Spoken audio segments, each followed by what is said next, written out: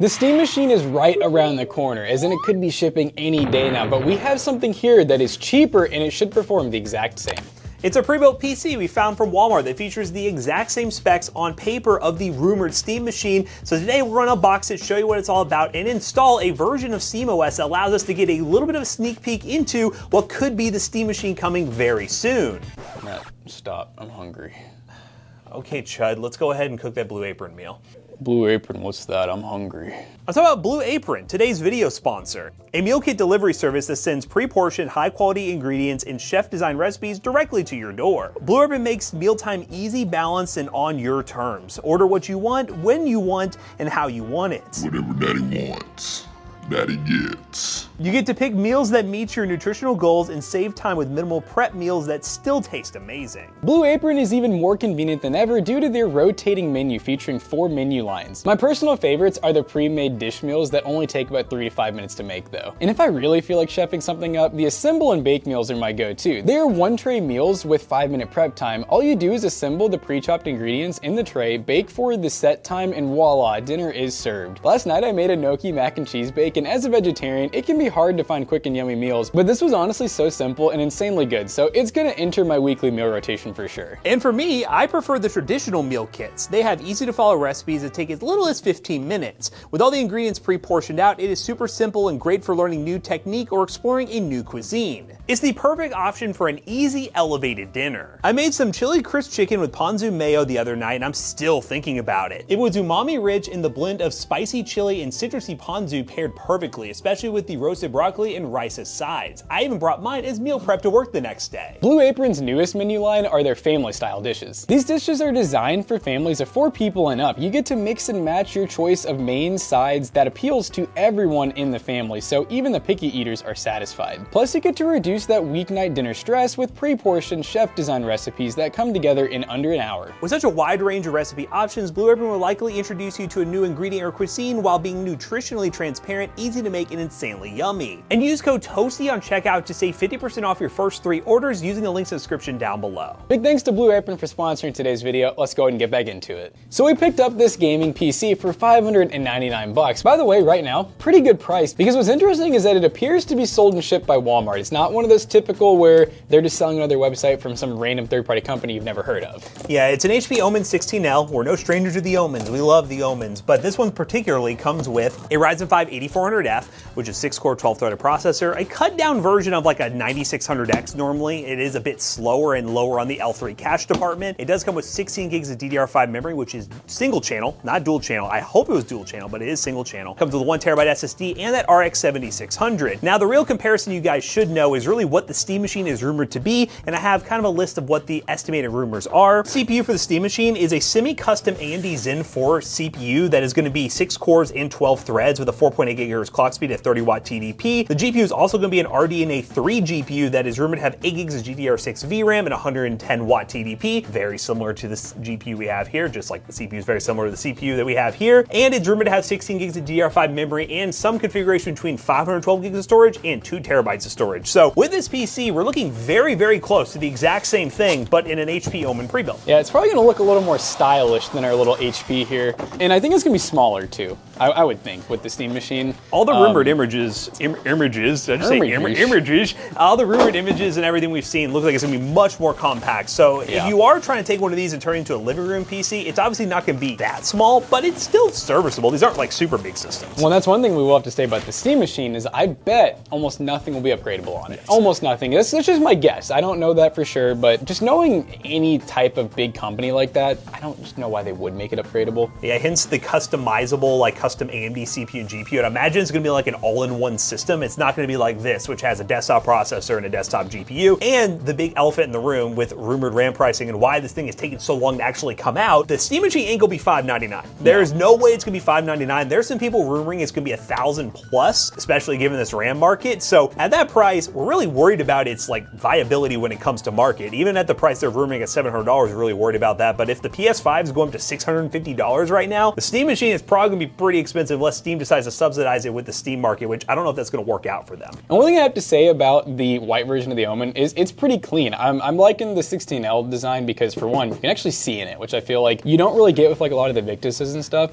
You actually have some side ventilation here, which is pretty cool. And there should be some subtle lighting as well. So I don't think they did too bad in the looks department. I know it doesn't look like a custom gaming PC, but you are not paying custom gaming PC prices, that's for sure. All right, let's get this bad boy open. So yeah, we're clearly no strangers to these. I do feel like every time we open one up though, I'm always just like, oh, that's cool. So motherboard, proprietary. CPU cooler, proprietary. Power supply, proprietary. No, I'm just playing. But you have a lot of proprietary stuff in here that you're not gonna be able to swap out. So we've had customers before, we've had friends, family that are like, oh, you know, I have this Omen, what all can I swap? Typically, the CPU, the cooler may be swappable, but I wouldn't. The RAM, obviously just DDR5, pretty basic stuff. The graphics card you can move over, but then your case, your power supply, often your cooler, and your motherboard, they're not gonna be movable. Of course, SSD as well, we got that right down there. I know it's a PM9C1 Gen 4. It's 1 terabyte. I know it's 1 terabyte, which is a good price. Good. Samsung. It's a Samsung drive. Samsung. Samsung drive. It's a Gen 4 drive. HP's switched up on us. Okay. Now, what kind of RAM? It's HP branded Kingston. I wonder if HP's not, does anyone know down below, are they not really using SK Hynix stuff as much? But it's DDR5 UDIM, 16 gig, 5600 mega transfers, so single channel. It is DDR5 though. I bet it's gonna be just fine, but we do know if we threw in another stick, it would get a little bit more performance, a little bit higher lows, but it's gonna perform pretty good. Our graphics card's very standard. It's just like a Radeon 7600. It does have this, which is interesting. The 8-pin comes out the back instead because it has this little support here, which I will say, very sturdy card. Now, what are we working with on power supply? 80 plus platinum, 400 watts. That's really not too bad. Not bad. Now, this is the one thing I did notice is we only get one 4-pin for CPU, and this other connector appears to be, I think, a SATA extension. So if you wanted to have, you know, SATA for like a little SSD, that's where that would go. I guess you really couldn't go above. Oh, wait, no, this is the 24-pin. Yeah, that. I just realized that. This is the 24-pin, that's the CPU power. So 4-pin for CPU. This is basically like your main power, unless I'm missing something. Yeah, no, this is the main power. That might here. be one of the single like 12-volt connectors that they've, Yeah. I know there was a point in time where like in the custom PC build space, they were rumoring replacing like the 24-pin and CPU with like a single like 12-volt high power connector kind of deal. I don't know if that's what they're doing with these power supplies, but CPU compatibility can be a little weird with these motherboards. You don't really know. If you are gonna get one of these and upgrade the CPU later, be sure to look up this model name and look for compatibility, because that definitely could hold you back. And you would definitely think that board is, the board could hold us back a little bit too, because only one 4-pin for the CPU, which is okay, but then the fact that the whole board is running on 4 pins is pretty crazy. So who knows, there may be some weird, like they probably didn't have PVO or anything like that, at least not natively. We do have a M.2 Wi-Fi chip in there. I would assume in this generation it's a Wi-Fi 6 card. Wi-Fi 6, Wi-Fi 6E. Some Wi-Fi 7 devices are out there, but I'm gonna say Wi-Fi 6, Wi-Fi 6E. But I am noticing there's like a ton of ports up front. I just noticed all the ports that we have. So we have 4 USB 3s and 2 USB-Cs. One is a 5 gigabit per second, one's a 10 gigabit per second port. So power button, combo headphone jack, and then they did do the usual though. The back is pretty lackluster. Yes. I mean, we have 4 more though. 4 more USB ports, our Ethernet, which is gonna be gigabit, and then our graphics card is very, very typical 4-port, so up to 4 monitors technically. I mean, this is one of those systems where there's nothing that should hold you back from playing whatever you want and even doing some entry-level live streaming. Now, the important thing is with the Steam Machine is performance. The initial demo for the Steam Machine that Valve released was talking about how this console is gonna be targeted at 4K 60 with heavy upscaling in certain titles. The idea was a couch living room environment, because if you're gonna build a PC for a couch living room environment in 2026, 4K TVs are so cheap that everyone's gonna have one. So unless you're gonna give some option to where it's gonna be just like a console, like a PS5 or an Xbox where it's lower res and it's scaled up, you really wanna have something that will run natively on those devices. And with it being a PC, you're going to go down that rabbit hole. So we will do some testing in some games with some heavy upscaling and see what that looks like, because that's what they're looking at. The 8 gigs of VRAM is obviously gonna be a concern. I know Valve's been doing a lot of due diligence to try to optimize for that, but it's interesting to see. We will actually get a sneak peek here at what this looks like, and how we're gonna do that effectively is by installing an operating system on this PC that is very similar to SteamOS, Bazzite. That one is honestly the best supported version. You can install native SteamOS, but realistically, it can be hit or miss at times. So we're gonna go with Bazzite because I know that one works really well. And before I do that, I will get some benchmarks beforehand, kind of as a double whammy to show you guys what the performance is like in Windows versus some of the games we will test, so you can kind of see both sides of things. But this will be our way of building basically the Steam Machine before Valve will ever sell it to us. Is it actually gonna be good though? I guess let's get to installing Bazzite and jump in if there's any problems and show you guys what it's all about. Now let's talk about the setup process for getting Bazzite on this HP Omen PC. Now, I'm not going to go super in depth, but it is important that you have a couple things if you are going to copy this at home or you want to install Bazzite on your supported PC. You can certainly follow these steps and it'll get you in the right direction. First thing is you're going to need a flash drive to build a bootable USB. Go to Bazzite's website, link down below if you want to download the latest version of Bazzite. We are using the version that is designed to run like SteamOS with the KDE desktop. So we're going to go ahead and download that ISO. We're going to build a bootable USB. From there, once you have your bootable USB, we have to do a couple things inside the HP Omen BIOS before we can install the OS. First thing we want to do is go into the BIOS and disable Secure Boot. It is important to disable that because the Bazzite install will not work properly with Secure Boot on. You can turn it back on afterwards, but it's recommended to disable it first before the install. From there, you then can boot to your USB with your flash drive plugged in. You can do a boot override in the BIOS or check the boot order options, whichever one works for you. And then you'll boot to the live environment for Bazzite, which looks like a normal desktop environment. You'll click on install to this drive. You will get a warning eventually about BitLocker keys, and that means that the encrypted version of Windows that is installed on the drive already will require you to have the BitLocker key to prevent any sort of issues if you are installing Bazzite alongside Windows. But for my scenario, and most of you at home most likely will, I'm wiping this drive and installing strictly Bazzite, so those BitLocker keys really do not matter at all. So we're going to go right past that, and we're going to install Bazzite on our SSD. Once the install is done, you'll boot right back into a loading screen where you will see your sign-in options. You can sign into Steam, go through all the setup process, and get the latest updates installed, and then you're on the beautiful splash screen that is Bazzite/SteamOS. It looks very user-friendly, just like a Steam Deck does, and it'll allow us to have a console-like interface that will replicate what the Steam machine is going to look like. Now, let's go ahead and dive into some game testing to see how this compares. I did run a couple games in Windows, like I mentioned, so we can compare the Windows versus SteamOS side of things for a couple benchmarks just as an extra bonus. But we're going to really focus on what the performance looks like as if this was a Steam machine, running the higher resolution with upscaling that Valve has been bragging about with the Steam machine, being able to run at 4K 60 FPS. We're going to do that with what seems to be very similar specs to what Valve is going to be releasing. All right, so the first game we're going to be testing is PRAGMATA, which is a new release title, and we're running the following settings. Let's go to System here, check out Options. So we're currently running 4K with FSR3 set to balance. No frame gen on this one, but frame gen is an option we'll test here in a bit. And we're running like a medium-low preset, which if we're going to play 4K on a GPU with only 8 gigs of VRAM, that's kind of what we're going to be working with here. I apologize, I won't be able to get you all the 1% low or the average FPS with this benchmark overlay, but you can see the FPS average on the left side. We're getting a console-like experience in my opinion, and we're gonna see if this holds up as we progress throughout this game. All right, boom. That was simple, easy peasy. Warning, you're about to be attacked. Okay, oh, there we go. Oh, this is not what I wanted to do, but that works. There we go, let's hack this way. Boom, headshot, headshot. Oh, I'm reloading. Stay away, back up, back up. Ah, oh God. Done, okay, how about you? All right, let's get the full shock mode on this guy. And boom, not too bad. I will say FPS was pretty solid around the 60 FPS mark. It felt like I was just running a console experience. Just for the fun of it, I will throw on a little frame gen action just out of curiosity. I'm curious to see what this will look like. I think because we have a solid 60 FPS, frame gen will help us out a decent amount and just getting a little bit more smooth fluidity. I mean, we're about 100 FPS now. If you're okay with frame gen, this GPU does support frame gen and you can run these games at 100 FPS. And just because we are testing at 4K doesn't mean you have to run at 4K. Just making sure that goes without saying. You don't have to. It's more or less just testing some of the claims of what the Steam machine is supposed to be able to do. In some titles, 4K 60 FPS, and in others, you might want to run lower resolutions, 1440p with some upscaling. But it seems like Pragmata gets the approval here at being able to run at 4K 60 FPS with some lower details. Let's try another game. Now here's a game I would not run 4K on, Black Myth Wukong, which currently right now, I am running 4K, but the input lag with frame gen is absolutely horrendous. It is so bad right now. But I'll show you guys the settings we're currently running so we can adjust those settings to make it a little more playable. 4K with, let's see, where's graphics?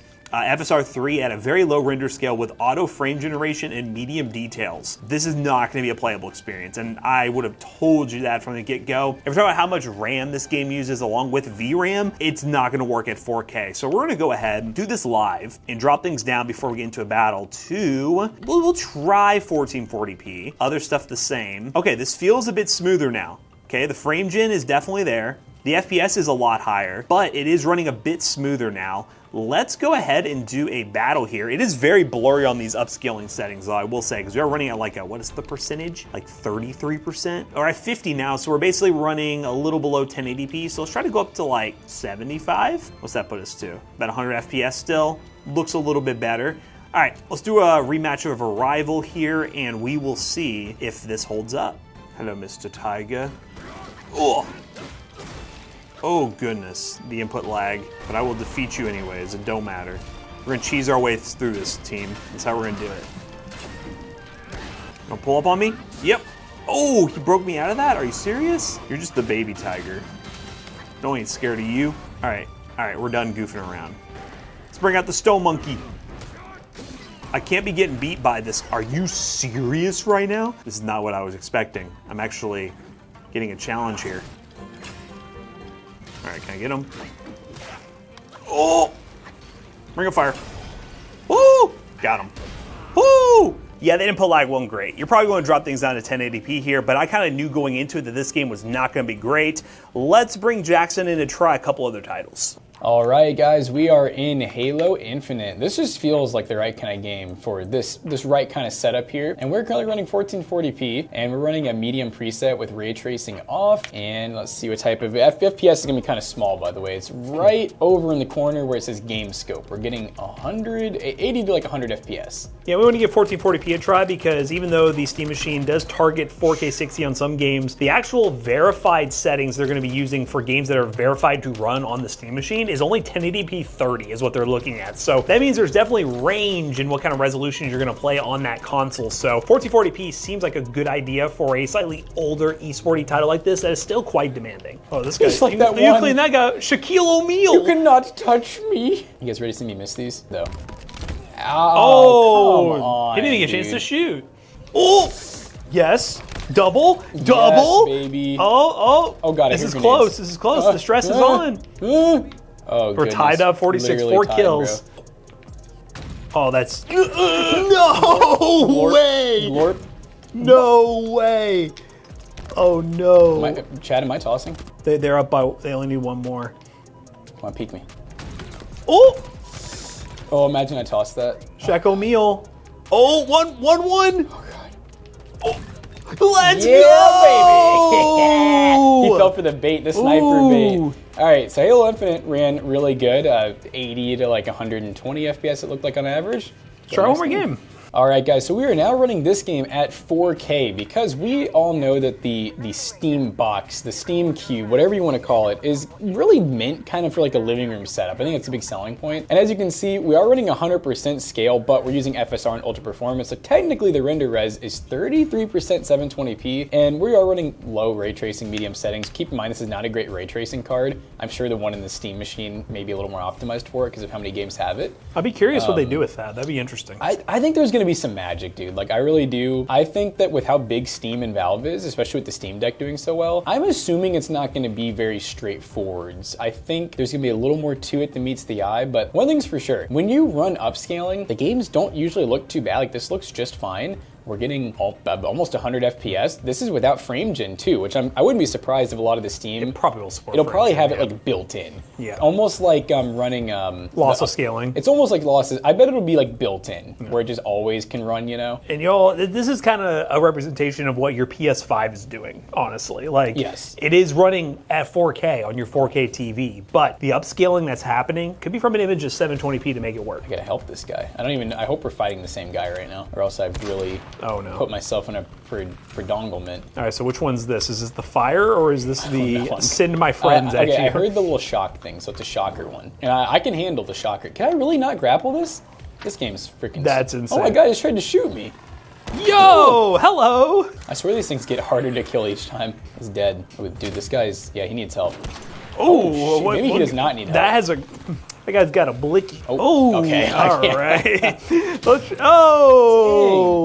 Oh, yeah, baby. Yeah. Love that. Very nice. All right, let's go find a little extract. This is cool to see. You know, we're in an era where hardware is not really getting better, but games, I think, are getting more optimized. The technology that can help run them better. Some people really hate that. I don't really honestly care because, honestly, if it makes it to where we can run our hardware longer, I'm happy with that. As long as they don't do that crap where they're like, oh, only, you know, the latest gen GPUs are going to support it. But that's where it becomes problematic. They get a lot of pushback every time they do that, though, and then ultimately, usually the people win. Oh. I'm going. Is the thing had like teleportation. Dang, he's Dang, got they get booking. Oh. I'm getting out of here. Like, Scoobs, we got a zoinks. Let's go. All right, the game box, the pre-game box is running good. Honestly, this is a pretty good buy for the price, I'd say, so far. Yeah, so we're gonna, as mentioned, we ran some benchmarks in Windows just for a little added extra feature to show you guys what it's like running Cyberpunk and CS2 in Windows versus Bazzite, so you can see performance difference there. And then we got a 3D Mark score, just the overall simper point of this PC. But hey, for a preview of what could be the Steam Machine, it's looking pretty good. Let's wrap this video up. So as you guys can see, this PC no longer has Windows on it. It now has the greatest OS of all time, YIKES. And running YIKES, it did surprisingly well. And the benchmarks speak for themselves and show you guys what this thing is capable of. But all in all, installing SteamOS/Bazzite on this PC wasn't too difficult. And we did run some other benchmarks, as I mentioned during the benchmark section, where we compared Windows benchmarks versus Bazzite benchmarks to see if there actually is a performance difference. And we're gonna go over those right now. First up, Cyberpunk on the recommended settings that people talk about for this PC. 4K medium with FSR set to performance with some frame gen enabled. We got an average of 91 FPS, a minimum of 59, and a max of 110. While when we switch over to Bazzite, we actually got an improvement with the same settings, an average of 97 FPS, a minimum of 87, and a max of 108. Again, running an OS that doesn't pull a lot of resources seems to be improving our FPS here, but then when we switch to CS2 on 4K settings, there really isn't a major difference. When we're running Windows 11, we got an average of 202.5 FPS with a 1% low of 126.5, and then on Bazzite, we got an average of 201.5 with a 1% low of 116.7. So really, when it came down to it, not a major difference. So really, it's just an added benchmark. You can see in some scenarios like Cyberpunk, you do get more FPS compared to Windows, but in others where are more GPU or CPU bound, you really don't see a major difference like CS2. Now for 3D Mark Time Spy, this was on Windows, by the way. We ended up getting a total score of 9,705, with the GPU getting a score of 10,710, the CPU getting a score of 6,336, which ends up being 7 cents per point. And for a pre-built, that's really good. That's a PC that we have no labor into, so 7 cents per point, very solid. And like we said from the start, we felt like this is a pretty good price to performance build already. So whether you're running this as a copy Steam machine or running it with Windows, I think for the price it's a pretty good deal, and you can try to cash in on one by checking the link down below. It's an affiliate link and it will help us out. Let us know what you think of this Steam machine, and are you excited for the Steam machine to come to the market, and are you planning on buying one? What price would you pay? Let us know in the comments down below. And as always, we hope you guys enjoyed today's video. If you did, make sure you check out our other two YouTube channels, and also our twitch.tv/toastybros, and do not forget to like, comment, and subscribe. See you guys in the next one. Bye-bye. My ladies. So So guys, make sure you check out PCBros.tech, because you can be cool over there, okay? You don't gotta be wearing a fedora to be cool, and we got all kinds of good deals there. Or if you're a fedora wearing person, you can still buy a PC from us. You can do it. We're not gonna make fun of you. You can buy a PC today. He's gonna Toast Bros on checkout. You will save 3% of your next purchase. See you guys later. Goodbye.